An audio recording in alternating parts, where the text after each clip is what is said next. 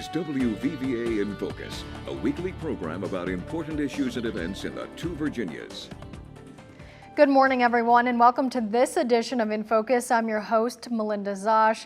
Halloween may be behind us, but there's still a book that may be of interest to you, especially if you're curious about learning more about the paranormal. So the book we're highlighting today is called Living on Elm Street, All You Need to Know About Ghosts, and it's written by Sheila Willis. And in fact, she joins us now in the studio to shed some light on this book. So Sheila, what inspired you to write about paranormal experiences? And I understand it's very personal to you as well. Yes, I grew up from the age of 4 years old and on up of seeing things that shouldn't be seen by a child and experiencing things. And the house that we lived in on Elm Street was extremely haunted. And which Elm Street was this? What town or city? Here in BLUEFIELD. In BLUEFIELD. Wow. Yes. So tell us more about the history of that home from what you know of it. Really, I don't know much of the history except that a city cop used to live there, and that someone, he had answered his phone was at the bottom of the steps, and there was a window, and that he had answered his phone one night and someone had shot him through the window. Wow. Now, that was what a neighbor had told us, so I've never checked into it. Right, but that's a story from a neighbor, and do you know what decade that would have been for that shot? I'm thinking it was back in the 50s or 60s. Wow. Because we moved there in the early 70s. Okay, so you moved to this house in the early 70s, and you were a young girl at that time, right? Yes, I was 11 going on 12 when we moved there. Okay, when you moved in that house, walk our viewers through what you started experiencing. The very first night we were there, I was so excited. I finally had a room of my own, and my mother had gotten a new bedroom suit, so she gave me hers, so I was so excited. And went to bed that night, and went to sleep. I woke up with a hand across my throat, and I reached up, and I could feel the fingers with both of my hands. Could you see anything, or was it just a feeling? It was just something I could feel. Oh, wow. And I was scared to look over to the side of the bed. Mm-hmm. And I think I passed out. I think it scared me so bad that I passed out. And then I came to, and I went into my brother's rooms and started fussing at them and telling them I was going to tell Mom what they had done. And they both got tears in their eyes. We didn't come in there. We didn't bother you. And from then on, it was fair game for me. So what was running through your head when your brother said it wasn't us? What were you thinking as a young girl? Like, what was running through your head? I'll be honest with you. I thought I wanted to make myself believe they were lying, you know, that they had done it. But looking back on it, I knew then, deep down, that they hadn't done it. And then with things picking up so rapidly as they did in the house, I knew they hadn't done it. So what happened from that point on? You said things picked up rapidly. What started happening at that point? It was about a week later. My mother was at the top of the steps, and she said she felt two hands on her back. And she fell down the steps, and it knocked her out. Wow. And a friend of mine was there with me, and we called an ambulance to come and get her. That's terrifying. It was, because we were sitting there in the living room when it happened, and the sofa faced the staircase, and she just came doing like cartwheels down the steps. And then I couldn't get her awake. And you know, as a 12-year-old, you're scared to death your mom's dead. And from that, it went to knocking on the door all night, knocking on my bedroom door all night, to trying to open my door. My dad put a lock on the inside of my door, and it would jiggle, the door would jiggle all night long. My oldest brother had experiences that he wouldn't talk about. My younger brother, which is older than me, but he had experiences, but he said that they were explainable. you know. He was kind of like my mom, ignore it, it'll go away. At the time, were they saying that things were explainable, or is this even now looking back on the experiences? My mother admitted that something wasn't right, and she just said, ignore it, it'll stop.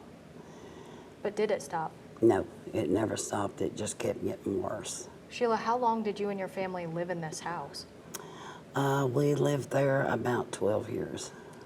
Was this paranormal activity, for lack of a better word, happening during that entire 12 years? Yes, every day something would happen. That's really terrifying. It was.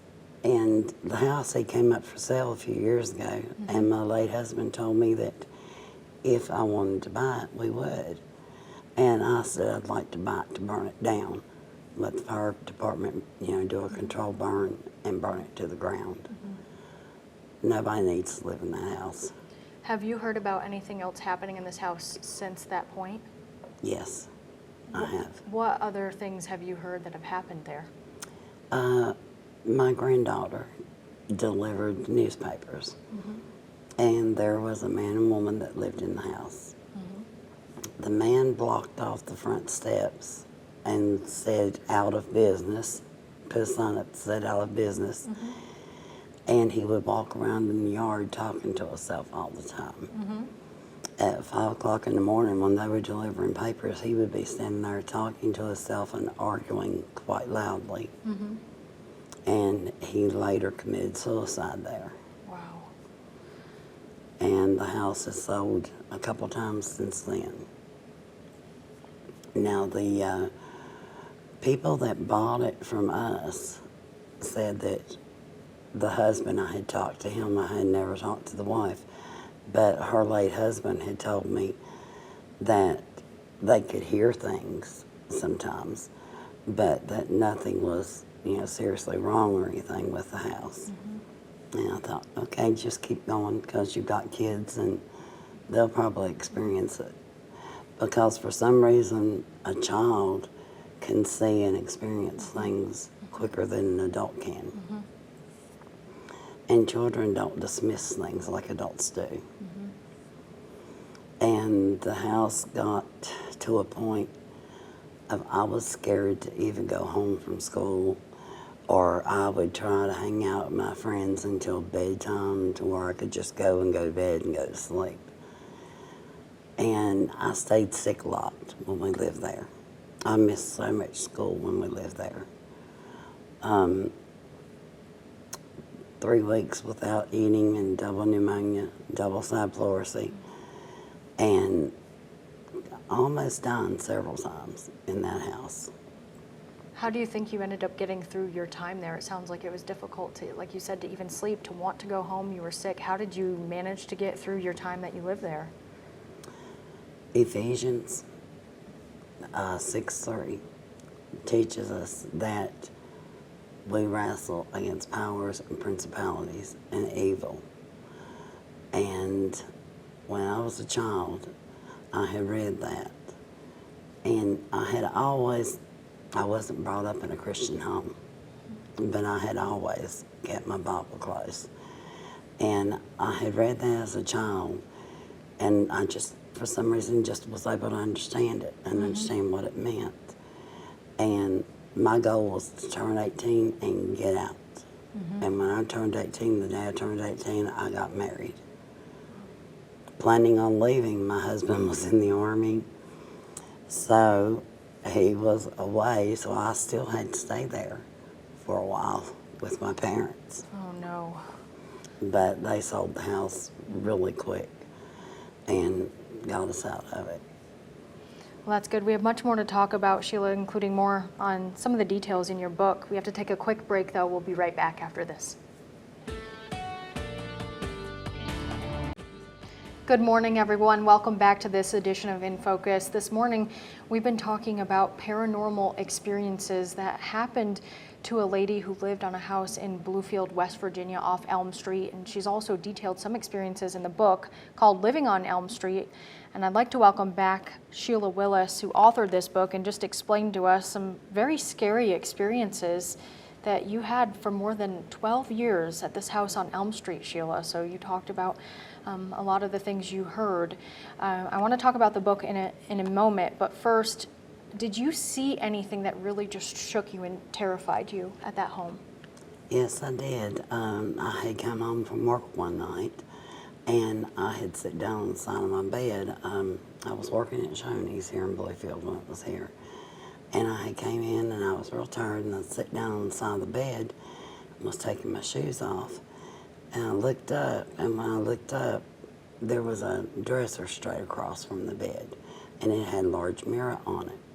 The mirror just like disappeared, and I could see two apparitions in the mirror, two women. And they were, it was like I was watching a movie. There was, one of them was black-headed and one of them was blonde-headed. Mm-hmm.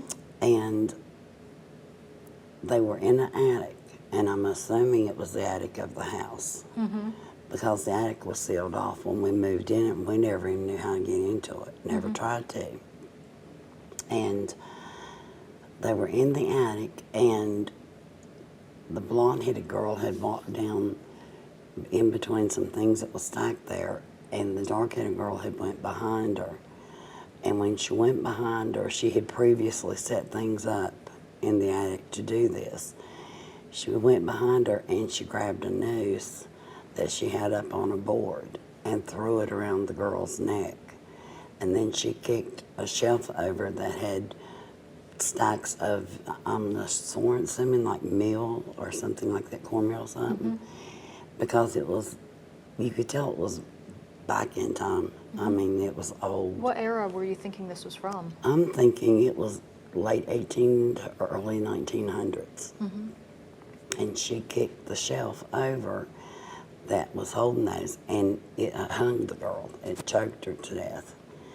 And the scary part, you know, just saying it was ridiculous, because you're thinking, am I totally insane? Because I never did drugs as a teenager. I mean, it was the 70s, but I never was into it. Yeah. But when it happened, and after the girl hung, the dark-headed woman turned and looked at me with a very sinister look. And when she looked at me like she did, that's when I got out of my bedroom. And I mean, I went down the steps screaming for my mother. I told my mother what had happened there. And I don't know if she just didn't believe it or wouldn't believe it. But when I told my father about it, my father believed every word of it. And every word in the book is true. So let's discuss the book. What inspired you to write this piece? Well, I had went through a lot as a child, even before we had moved there. I had had experiences in another place and went through some very personal things. And I wanted to, because back then you didn't talk about things like child rape and things like that in the family. You just kept your mouth shut about it, pretend it didn't happen. And I wanted to go through it and write it all out, and just as therapy really for myself. And my husband, my late husband, asked me, he said, Sheila, with all the things you've been through, he said, where was God when you needed him? And I said, he was right there, that's why I'm here now. And he said, oh, okay, I get that. But if it hadn't been from God, I wouldn't have made it through. And that's the truth. How do you think your faith did play a role in you surviving and then eventually sharing your story? I started with, things would start because I would see the apparitions in the mirror nearly every day. And then it got to a point to where I would go in the bathroom of the mornings to put my makeup on and all to get ready to go to work. And I would look up in the mirror and the dark-haired lady's face would be there. And she would just be staring at me. And it got to a point to where I just started getting ready downstairs where Mom and Dad would be at, or at the dining room table, things like that. The apparitions kept appearing to me until the very day that we left the house, because I had went up to the bathroom to make sure everything was cleared and all, and I looked toward the mirror and there she was. So, and you could tell by looking at her that she was demonic, that she was evil. And so it kept going the whole time we were there. Do you think that you were more sensitive to some of these appearances? Possibly because I know that my grandmother was on my father's side. And I know my mother and father both believed in such, but they didn't know how to handle it or what to do to protect you, you know. So, yeah, I think that because I always went to church with friends, you know. I'd do anything to get out of the house. But I went to church with friends and studied my Bible, and that's what got me through. And Sheila, you mentioned that you've experienced things elsewhere. Can you talk more about those experiences at other places? Well, the home I'm currently living in was my husband's childhood home. It had been his family for 60-some years. And where is this located at? In the East End of BLUEFIELD. Okay. And on the July the 4th, the first July I was there, we were standing in the dining room and we were talking, and my daughter was on the computer, and we heard a little knock on the wall that went bump, bump, bump, bump, bump, bump. And my husband looked at me and he said, "Rats." And I said, "With rhythm." Right, like you don't hear of that every day or any day. No, and then about that time, we heard a loud bang that she jumped out of her chair, and we were standing at the table and both of us jumped. But that was within the first 3 months of living there that started. Did it stop after that? Oh, no. No, I wish it had have. Several things would happen there, and still does from time to time. I'm more like my mother now. I choose to ignore it. But the kids were sitting and eating their cereal, my grandkids, and watching TV. And my husband was at the doctor, and my daughter was at college. She was at one of the local colleges. And I went through my dining room to get a cup of coffee, and everything was just fine. When I came back through to my dining room, the table had been set with six places sitting at the table of plates and things. My grandkids couldn't have done it. They were in the living room. And it was, just long enough to pour a cup of coffee. I drink my coffee black. And I looked at them, and they just looked at me, and they looked at the table and said, "Are we eating, Mama?" And I said, "No, you finish eating." They were watching. I think it was Dora they were watching. But it scared me so bad for that to happen because, the place settings being there, the only thing that wasn't there was the silverware. And for the place settings being there, it scared me so bad that I called my daughter at the college and I asked her if she could come home because I was that shook up. What terrified you the most about that incident of seeing everything set up there at the table like that? One thing, that it could happen so quick because my dining room and kitchen are right next to each other, And I had just went through, got my coffee, and was coming back through. And I didn't have to wait on the coffee. It was already ready. I'd already had one cup. And for it to happen suddenly like that, and my grandbabies are sitting there in the living room watching TV, they didn't know anything had happened. And for it to happen around them, for something like that to be that close to them, really upset me. Yeah, another scary experience. It seems like they follow you, these experiences. They do, and I don't like it. But at least I've got a hold and a grasp on things now to where I know that God's got me and that He's got the last word and I don't have to worry about it. Sheila, we have to take another quick break. More to talk about, including where you can purchase this book, coming up right after the break.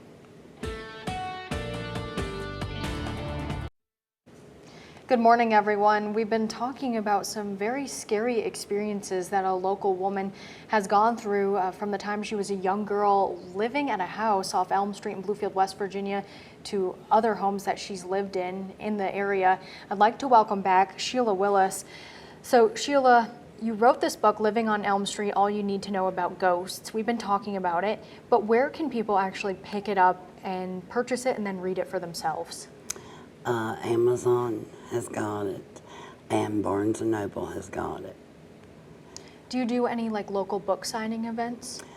My publisher got in touch with me last week and asked me if I would be interested in going on a U.S. tour, doing book signings, and I'm not physically able to. I can't do that. I'm 62 years old. I can't do that. Yeah. But I had set up a book signing event up here in Bluefield at the rail yard, and I haven't gotten back in touch with them. They told me to get in touch with them when the books came in, and I haven't gotten back in touch with them yet. Well, I need to keep do in touch that. with us about that too, because maybe we can meet you out there someday as well and do some coverage. But you've just shared some really personal experiences in this book, but when you pick up the book, you also share a little bit more about how you were born into a poor family and that you were crippled as well. Can you share more about that, and also why did you decide to open up in such a personal way with your book? Well, when I was born, I had physical cerebral palsy, and it was what they called a mild case. I couldn't walk until I was at 5 years old, and I couldn't even roll over on my own until I was 4. And so it was really hard and painful getting through those young years, and the pain never leaves from something like that. You can get a pain today and you think back of, what it was like then. But with the help of God and a good doctor, they had to send me to Welch every week. And there was a local cab driver that used to be here, and he would come and pick me up and take me down there to get my physical therapy and bring me home. And my dad would do it on me. He would do it twice a day, every day. He would work out with me with my physical therapy, and that's how I started walking. Well, thank you for sharing that story as well. And as far as your book is concerned, who are you targeting? What's your target demographic for who you would like to pick up and read your book? Well, you've got all these ghost hunter shows and things, and that's fine for entertainment, but people getting involved in it, I think my main objective is be careful, because you don't know what you're dealing with, and you can pick up something you don't want, and you can have something around you that you really wish you'd never seen. And if people have to do this, then they need to make sure they've got a strong relationship with God, because that's the only one that'll get them through it. Do you have any advice for folks who may be watching who may have experienced something abnormal in their homes? They don't know what it is, but it's scaring them? Well, I would say go maybe to the library and look up, look for books on paranormal and find out everything you can about the paranormal, and try to do something about yourself, but make sure that you're right with the Lord, or you get a Christian to come in and do it for you. Because if you don't, you can get in trouble. You can have some serious demonic problems. And do you believe that that's what haunted the house on Elm Street? Like, it was demonic activity? Oh yes, definitely. There was a night when my father and I were home alone, and we were waiting on my mother to get back from the grocery store, and she had my nephew with her, and we heard someone running up the steps, and we thought it was him, that they were back, and we went to help bring things in, and there was no one there. And my father went down in the basement looking to see if somebody could have ran up those steps, and the door was locked down there, and there was no way anybody could have been in there. And it was just things like that would happen, you know, daily, on a daily basis. Well, you've been through a lot, Sheila. We have just a little over, less than a minute left, actually. Do you plan on writing a sequel to this book or any other future plans? I've got a plan on another book. I don't know if I'm going to do a sequel to that or not, but I have got a plan for another book that I have called Justice and Injustice. And it's going to cover everything from medical to law to everyday life. All right, interesting. Well, keep us updated on that. And Sheila, I just want to say thank you for coming in and sharing more about your book, what inspired you to write it, and also your experiences living at different homes in the area and just what some would call paranormal. There's skeptics out there, but you definitely Yes. believe it's paranormal activity. Oh, yes. All It's right. definite. Sheila, thank you for sharing that with us. That does it for this edition of In Focus. Be sure to join us again next Sunday. We hope you have a great day.